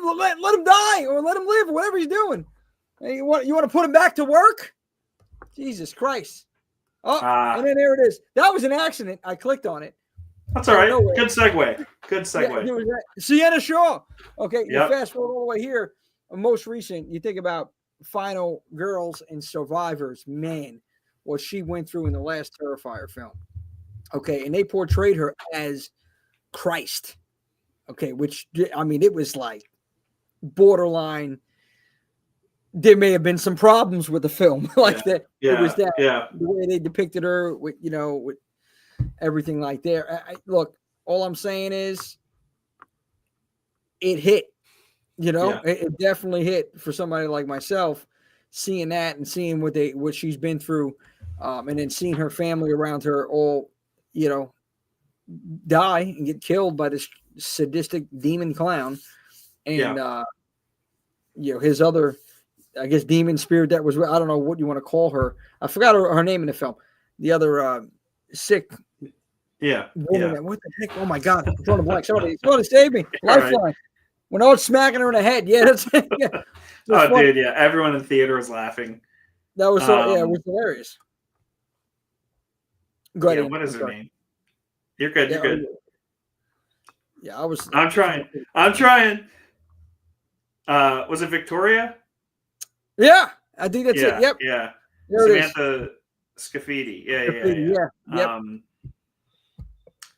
You know, I'm glad you brought her up, and I'm glad you brought the Christ imagery thing up, because I know most people that are going to watch Terrifier movies probably aren't overly religious, but I am, and I'm a person of faith, and I think as a person of faith, watching that scene in particular, I think a lot of people kind of take it out of, want to shift it into something that is not. And I kind of viewed it as much in the way The Exorcist is kind of taken out of context. The Terrifier 3 bit in particular, I kind of took it as them attempting to mock her. And it's role reverse. I kind of viewed it the total opposite. Like, you're attempting to mock her before you kill her, much in the same way the masses were going to mock Christ before they crucified him. And in a sense, it empowers her. Yep.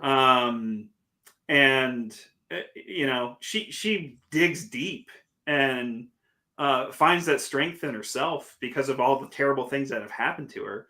So it is kind of this like Christ. It evokes the Christian sensibility of like overcoming, resurrection. Like, that's how I viewed it anyway. And some people were probably very offended by it, but I'm like, yeah, you kind of gotta think a little bit deeper into it, and I was totally fine with it as a believer.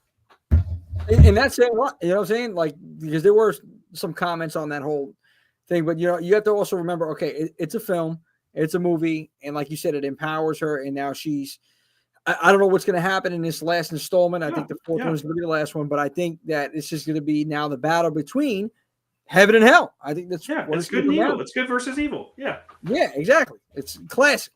So Sienna Shaw, definitely one of the lucky survivors of this franchise, and probably the most popular final girl of today, of nowadays. Far and away. Yeah, it has to be. I mean, I'm thinking about, there's so many, like, with the recent influx of horror films that we got over the past 5 to 10 years, but definitely with Terrifier and what this franchise has done, I know we spoke about it plenty of times, taking it to another level all around. With, you know, you want more gore, you got it.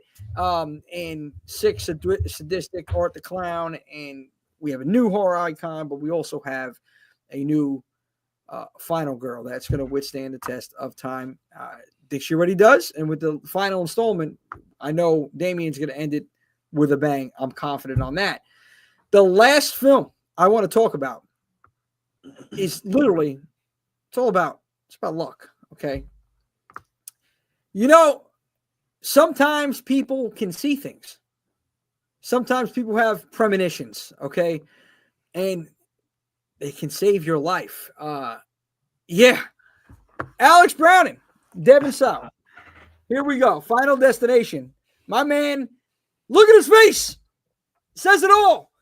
We're going to get on the fucking plane. And nowadays, I don't blame him. Don't even get on the plane. I'm going to be that old crazy bastard on the highway saying with a sign, stay off that airports. I told you, motherfuckers. It's before 9/11. I never liked planes. I never did, even before 9/11. And the first day I seen Final Destination, bam, there it is. The next day was 9/11. And now, okay, Alex Browning over here, he's sitting there. He falls asleep, premonition, plane's going to explode. He gets up, things start happening the way he's seen it in the dream, in the premonition.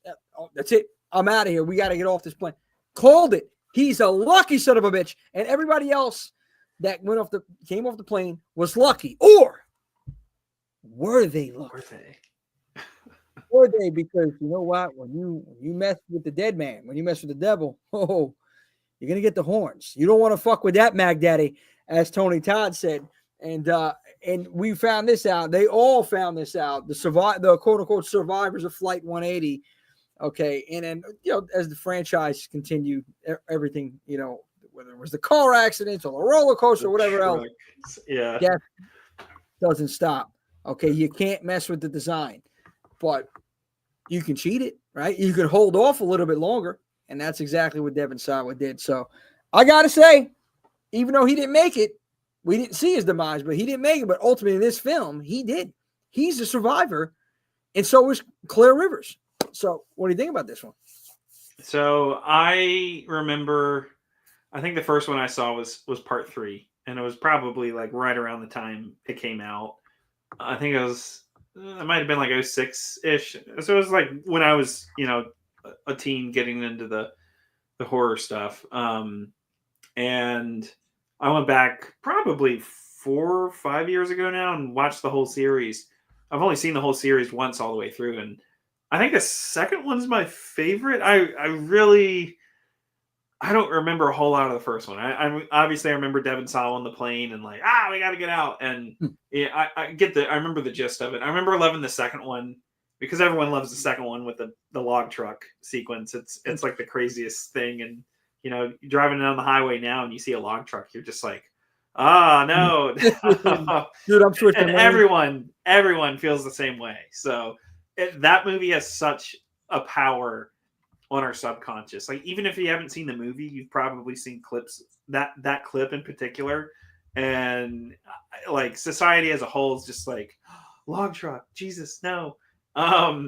So yeah, I mean, it's super, those 2000 late 90s, early 2000s movies, they all have that kind of same Scream, I Know What You Did Last Summer, Final Destination, all that stuff is just like, that's when I was growing up. So that stuff speaks to me, and I love the outfits, the hairstyles, the music. Those movies are just such phenomenal products of their time. And that one's such a fun, you can't cheat death. It's kind of Saw-like in the sense of you're putting these people in these situations. You're putting these people in situations where, it's this crazy creativity when it comes to death and kills and stuff. And you get Tony Todd in there. What more could you ask for? Like, they're fun. They're not my favorite, but I'm seeing here, it's not everybody that's tuning in right now. They don't seem to agree with you. They don't seem to like the final this. They're not huge fans, but definitely the kills, they stand out. You talk like you said, Tony Todd. But I think for me, put the plane thing aside, the sequence, this is such psychological fuckery for me, because now I'm sitting here and I'm thinking about everything I'm doing. Well, what if I did this, and then this leads to this, and then this happens, and boom, I got electrocuted. No. So you start thinking about what you're doing, and it really messes with your mind. At least with me, that's what it did with the original one. I'm like, God damn, I was so upset, man. I was so like shocked after I watched the first one initially. And then again, with the next day being 9/11, it just did not help. And then after that, it was all done. It was all downhill from there. So yeah, man, this franchise is definitely different. It had that feel, like you said, those 90s films, the Scream, and Know What You Did Last Summer, Urban Legend, all those kind of films from late 90s, early 2000s. But I look at this one for being the final lucky but not lucky film of survivors. Temporary survivors, I should say. Right. It's great list we got here, man. It was a great combo about horror survivors, and I appreciate everybody that tuned in and talked thus far. But we're not done yet, guys. I know it's been a while, a long time. A little more. Just a wee bit more, because as I told you, we're going to be talking about me Leprechaun Franchise host. Shit, hold on. Get the hat on me, buckle. Where is it? Let's get it. With all this feeling, I lost me chilling. she say? Fool me once, shame on you. Fool me twice. Something. Fool me thrice, I take your life. I don't even remember the damn lines, but yeah, it was something. Hold on, wait a minute. Bones. Yeah, I love Bones. Snoop Dogg, yeah. Black horror movies. Listen, I think, just to touch on that subject real quick. Look at the wee man.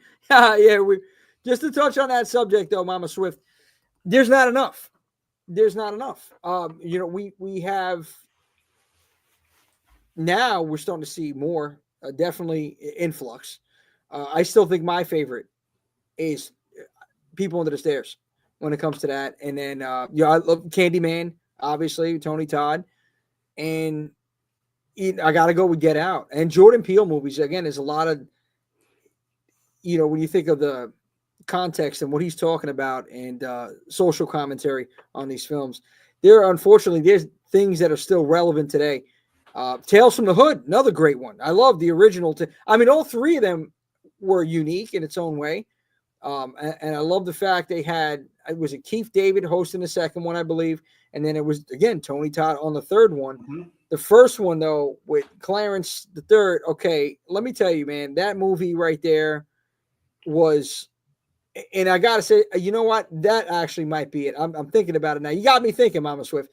As far as black horror films go, that Tales from the Hood spoke on so many issues between police brutality, racism, so many things that, again, unfortunately, are still relevant today.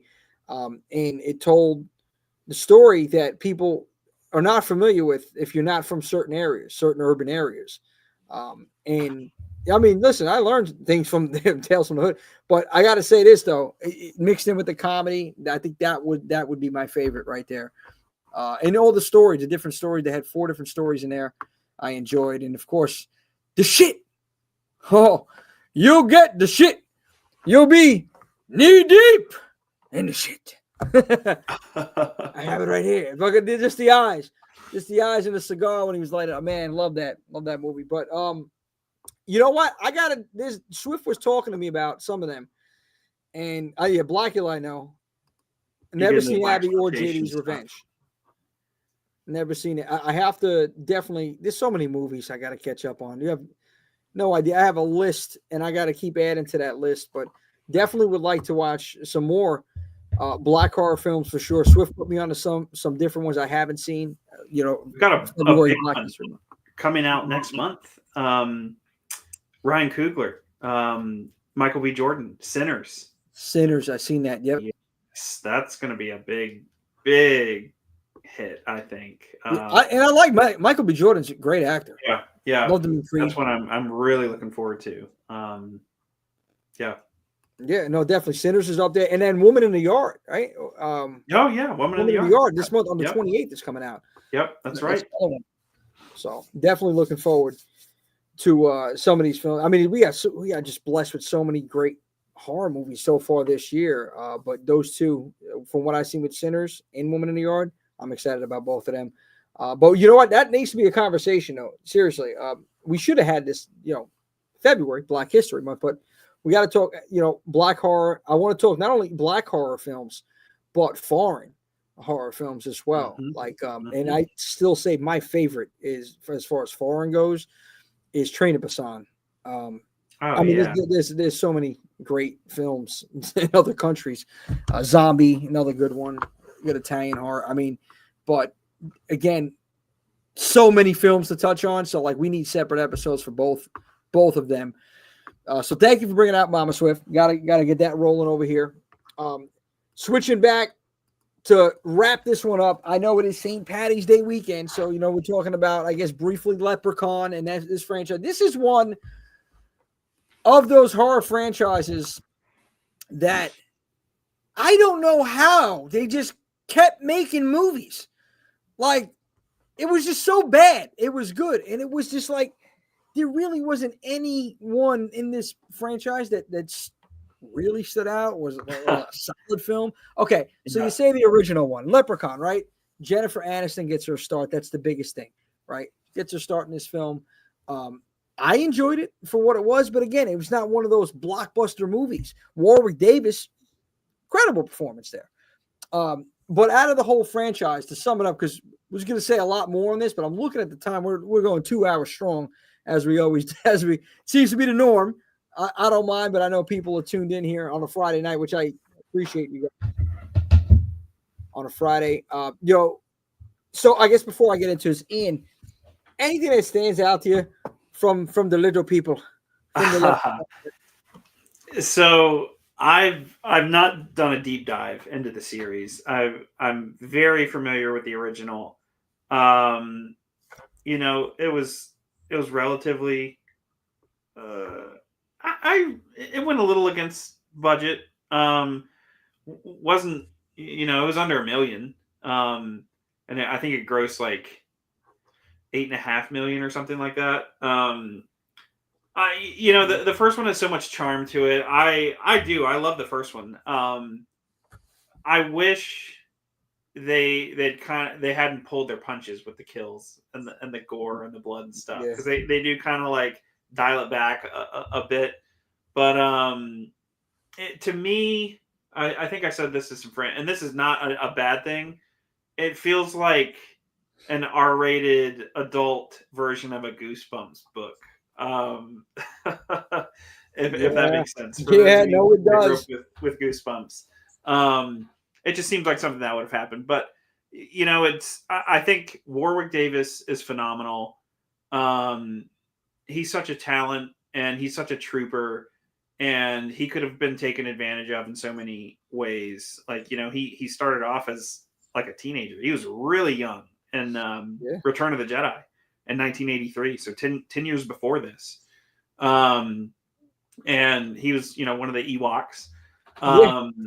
He was the main Wicket, the main Ewok. And Carrie Fisher really spent a lot of time with him and made sure that people treated him with the dignity and respect that he deserves. But Warwick Davis is huge. He goes on to play Grip Hook and Professor Flitwick and the Harry Potter franchise. But a lot, I would say 99% of what makes the Leprechaun series the standout that it is Warwick and the performance he gives. Because it was going to be straight horror. And Davis, Warwick himself, was the one that injected that kind of wit and humor into it. And they kind of realized, hey, this could be bigger and better if we let him do his thing. And it worked. And there's 7 of these movies now. Dude, it's so it's got a little wild. I'm trying to look. When are we going to get Leprechaun meets Chucky?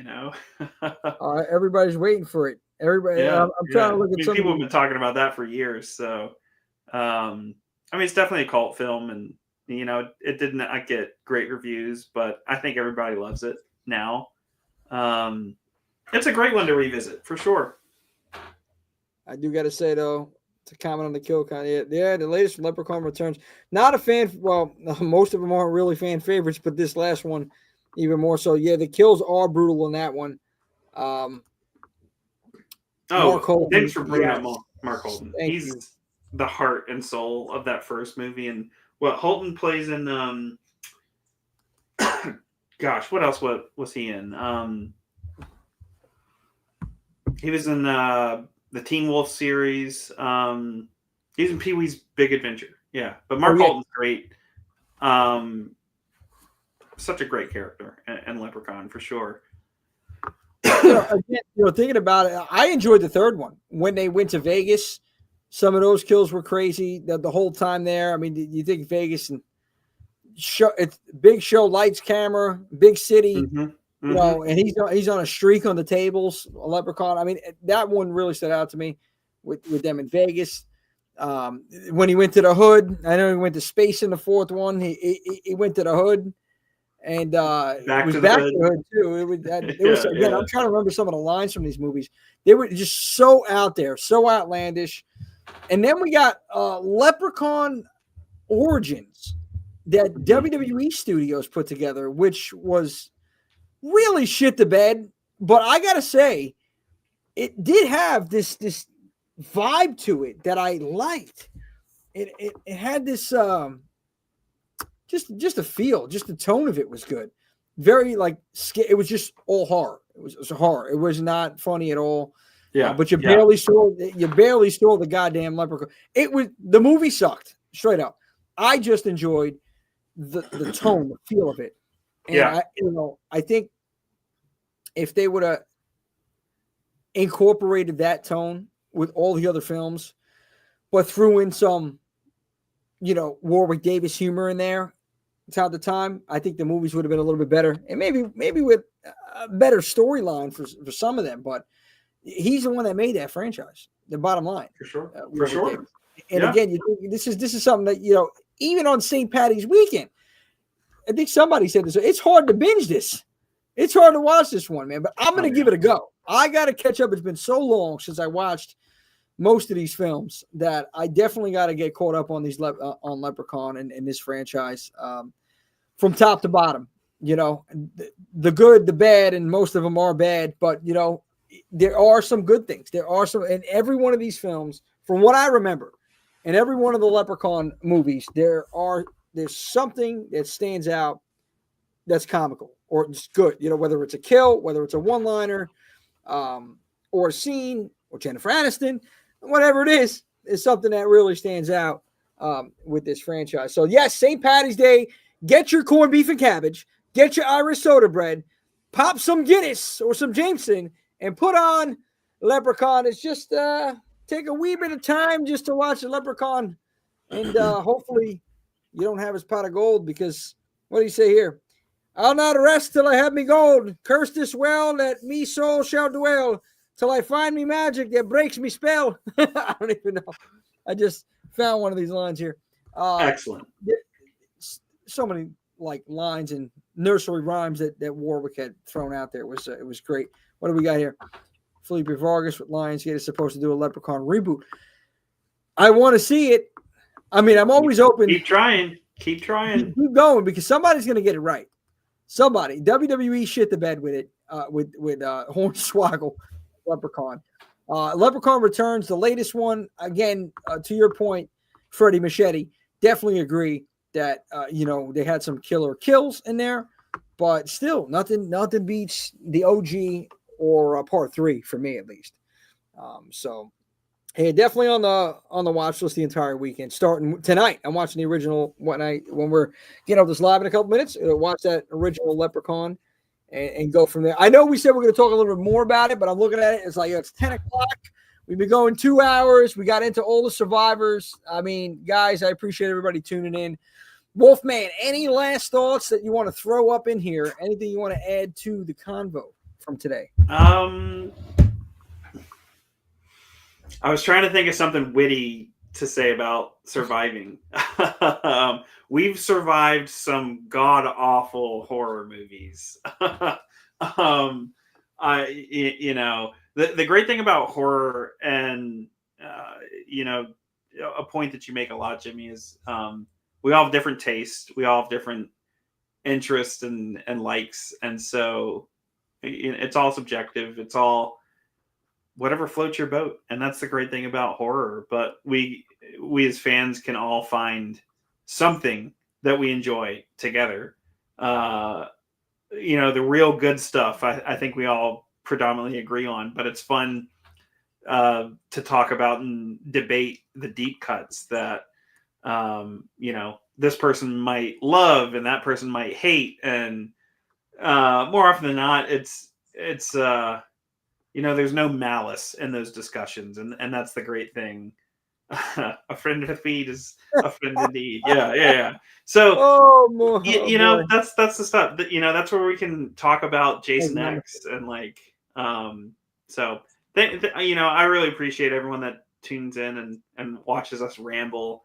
And I try to sound like I'm sophisticated and have some listen, you have a wealth of knowledge. I mean, you add substance you definitely add substance to the conversation and into the live streams. I appreciate you, man. Definitely taking the time on a Friday night, and with that being said, this will be the final Friday. Final Friday. The final Friday. So we're getting back to Wednesdays next week. every Wednesday hereafter. Next week's conversation is a Monster Mania recap with some of the people that are there right now. So we're going to get into that. That'll be next Wednesday, talking about that. And then the final Wednesday of the month, we already got the rest of the month kind of mapped out. We're going to be talking about the comedy horror connection, and touch on some of the films that maybe were a little too overboard. Maybe they should have added a little bit of comedy, or just that connection and why it's so popular, especially, nowadays. So definitely want everybody's opinion on that. But those are the next two lives that we got coming up. And then, haven't thought about April yet, but we're going to keep it rocking and rolling every Wednesday. Appreciate everybody that jumped on the live tonight. Wolfman, thank you so much. I mean, definitely, we made it before midnight, man. It is a full moon. We know your transformation's coming soon. So, yeah. Oh, no, he's starting to itch already. We don't want to see the American Werewolf in London. Fucking Wolfman on screen. That's going to be the best transformation live. And Jimmy J hosting it for freaking limb by limb, baby. We're getting into it now. So, anyway, I still surprisingly got energy. 10 o'clock here, 2 hours in. We're rocking, baby. Appreciate you guys again. Thank you all for tuning in. No last thoughts for me. It's just showing a gratitude to all the horror heads out there. Thank you Freddie guys so Machete, much. Tony, as always, Mama Swift, and everybody else who jumped on this live and who's going to be watching this afterwards. So I appreciate everybody. Next Wednesday, stay tuned. Monster Mania recap. Thank you for tuning in, and thank you for celebrating horror, not only in October, but 365, baby. There's the official. Woo, let's do the sign.